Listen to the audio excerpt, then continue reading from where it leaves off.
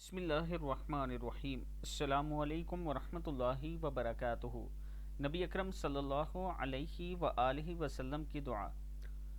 جب بھی دعا کرو گے قبول ہوگی۔ نبی اکرم صلی اللہ علیہ وآلہ وسلم مسجد میں آئے، ایک شخص نماز پڑھ رہے تھے اور دعا مانگتے ہوئے وہ اپنی دعا میں کہہ رہے تھے، اللہم لا الہ الا انت منان بدیع السماوات والارض ذا الجلال والاکرام۔ تو نبی اکرم صلی اللہ علیہ وآلہ وسلم نے فرمایا، کیا تم جانتے ہو اس نے کس چیز سے دعا کی؟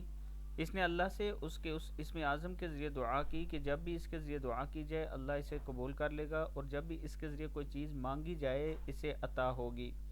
دوسری دعائیں جو ہیں یہ دعائیں بھی اس کے ساتھ پڑھ لیا کریں۔ بسم اللہ الرحمن الرحیم، سبحان الحی القیوم، سبحان الحی الذی لا يموت، رب اغفر لی ذنوبی انہ لا یغفر الذنوب غیرک، استغفر اللہ ربی وارحمنی فاللہ خیر حافظ وہو ارحم الراحمین، اللہ لا الہ الا هو الحی القیوم لا تأخذہ سنۃ ولا نوم، لہ ما فی السماوات وما فی الارض، من ذا الذی یشفع عندہ الا بإذنہ، یعلم ما بین ایدیہم وما خلفہم، ولا یحیطون بشیء من علمہ الا بما شاء، وسع کرسیہ السماوات والارض ولا یؤودہ حفظہما وہو العلی العظیم۔